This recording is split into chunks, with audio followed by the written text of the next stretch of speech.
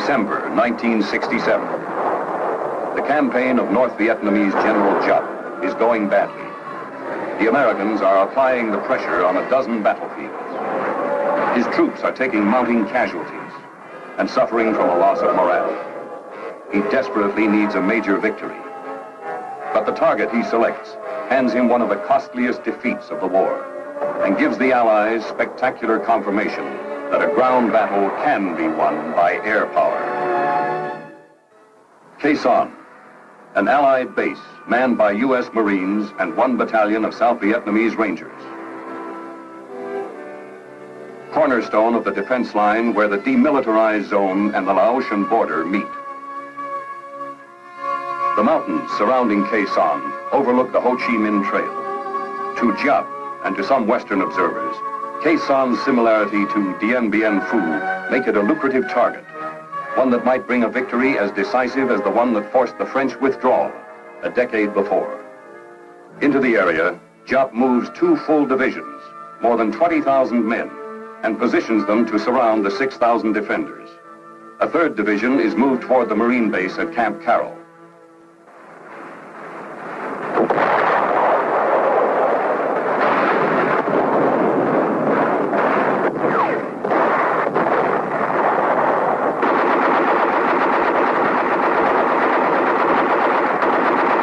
As the battle lines are drawn and the Marines repulse foes against their tightened perimeter, General William Westmoreland gives his Deputy Commander for Air, General William Momeyer, operational control of all air elements in the defense of Khe Sanh. On January 19th, the largest and best coordinated air campaign of the war is launched against the enemy.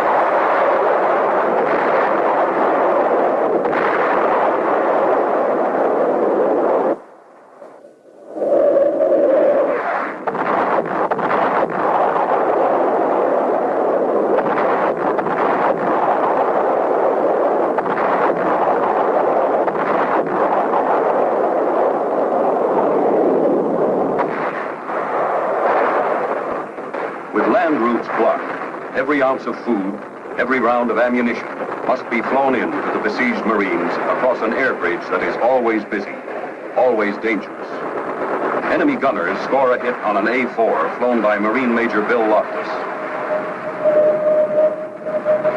But Loftus is quickly recovered by Marine choppers and returned to Khe Sanh.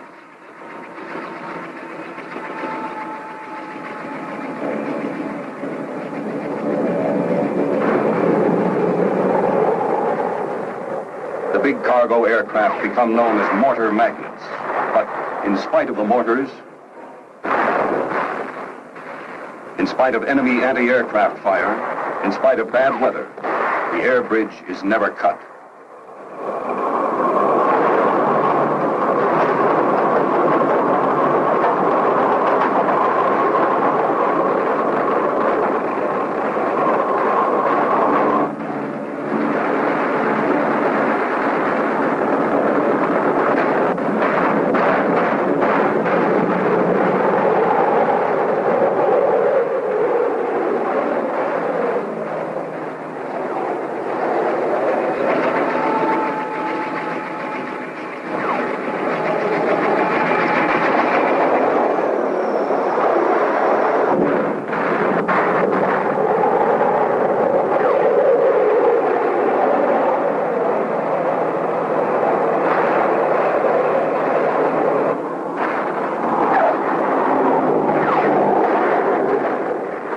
In the first month of the siege, Air Force C-130 and C-123 aircraft deliver nearly 11,000 tons of supplies and move more than 3,000 troops, refugees, and wounded in and out of the base. Their daily load averages as much as an 80-truck convoy.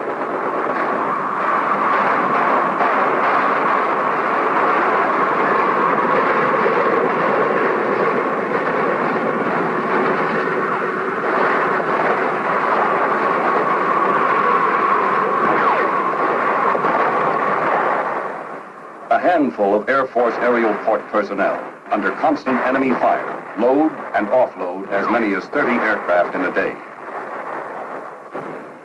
As the supply by air continues, The Air Force coordinates intelligence from all sources to pinpoint the enemy positions.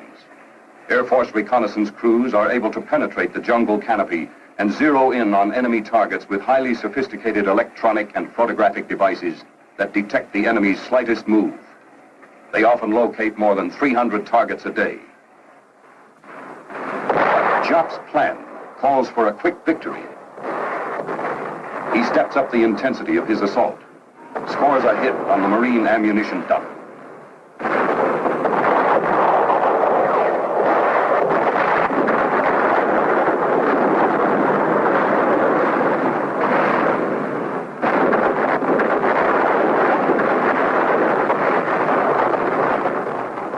On 23 February, 1,300 rounds slam into Khe Sanh. Casualties among the defenders mount.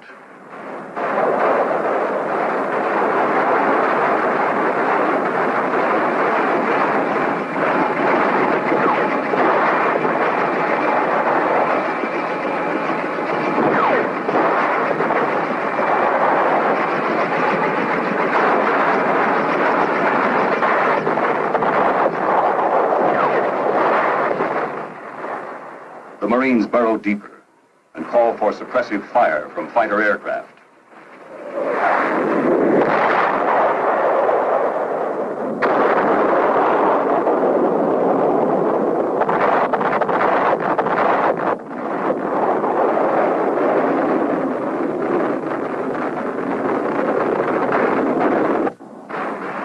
On the airstrip, the airlift planes meet increasing enemy fire.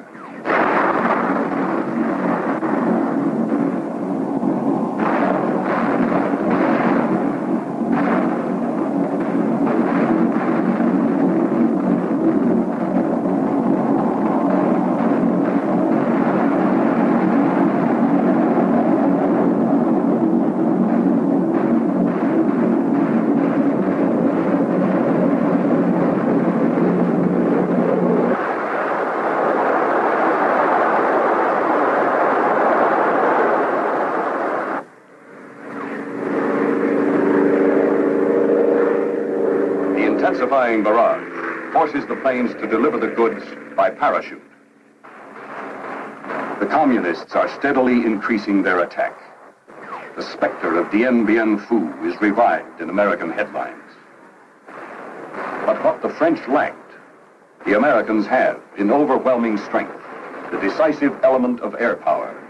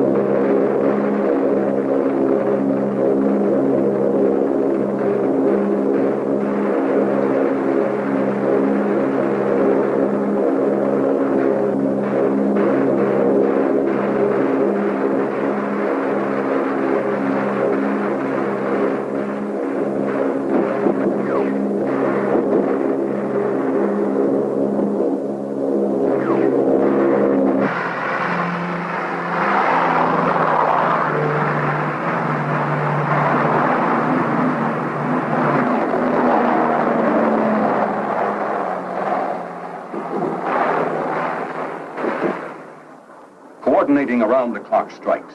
Airborne battlefield command and control centers in modified C-130 aircraft orbit Khe Sanh, enabling the airborne commander on the scene to talk with the Marines on the ground, the fighter aircraft pilots, and 7th Air Force headquarters in Saigon. Armed with the latest target information, the ABCCs direct the forward air controllers, who in turn direct the fighter bombers to enemy positions within yards of the Marines' perimeter.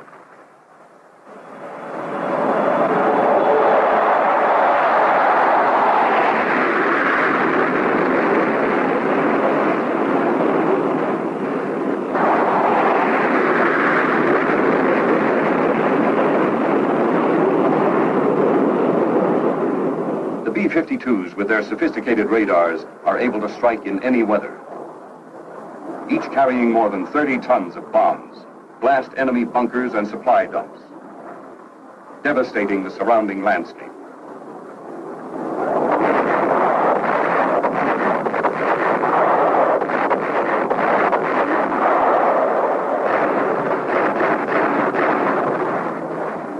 At night, unseen and unheard, until their payloads hit, they strike terror into the hearts of the communist troops.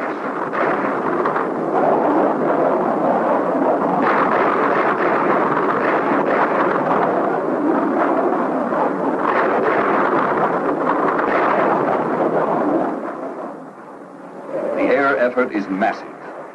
In February and March, General Momeyer directs more than 21,000 sorties in defense of Khe Sanh.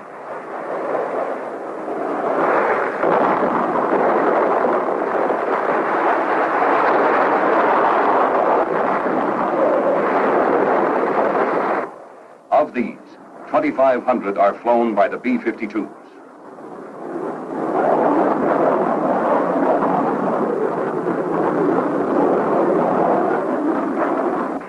During the same time period, Marine artillerymen at Khe Sanh and Army gunners firing from bases many miles away lobbed thousands of shells at the enemy.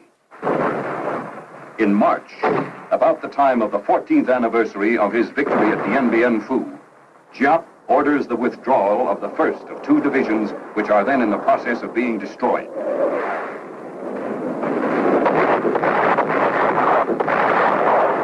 At the same time, the monsoon lifts, clearing the skies for a growing stream of airlift and medevac aircraft.